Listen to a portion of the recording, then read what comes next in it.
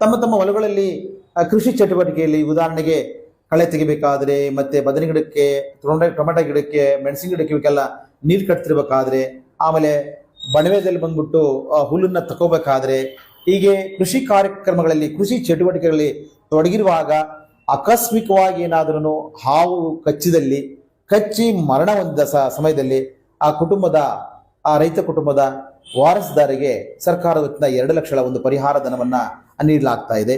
ಇದಾದ ಮೇಲೆ ಅಪ್ಪಿತಪ್ಪಿ ಆಕಸ್ಮಿಕ ಮರಣ ಅಂತ ಹೇಳ್ತೀವಿ, ರೈತರಿಗೆ ಆಕಸ್ಮಿಕ ಮರಣ ಅಂತ.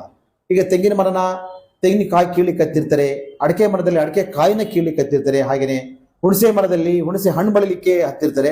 ಇಂಥ ಒಂದು ಸಂದರ್ಭಗಳಲ್ಲಿ ನಾವು ಆಕಸ್ಮಿಕ ಮರಣ, ಕಾಲ್ಜಾರಿ ಬಿದ್ದು ಮೃತರಾದಲ್ಲಿ ಅಂತಹ ರೈತರ ಕುಟುಂಬದ ವಾರಸುದಾರರಿಗೆ ಇಲ್ಲಿ ಸಹ 2 ಲಕ್ಷ ರೂಪಾಯಿಗಳ ಒಂದು ಪರಿಹಾರ ಧನವನ್ನ ನೀಡಲಾಗ್ತಾ ಇದೆ.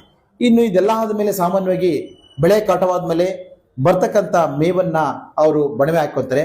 ಬಣವೆ ಹಾಕೊಂಡಾಗ ಆ ಒಂದು ಬಣವೆ ಏನಾದರೂ ಅಪ್ಪಿತಪ್ಪಿ ಆಕಸ್ಮಿಕವಾಗಿ ಬೆಂಕಿಗೆ ತಗಲಿ ಅದು ಬಣವೆ ಏನಾದರೂ ಸುಟ್ಟು ಹೋದ ಒಂದು ಸಂದರ್ಭಗಳಲ್ಲಿ ಸರಿಸುಮಾರು 20,000ವರೆಗೂ ಸಹ ನಮಗೆ ಸರ್ಕಾರದವರು ಒಂದು ಪರಿಹಾರವನ್ನ ನೀಡಿ. ಇನ್ನು ಈ ಒಂದು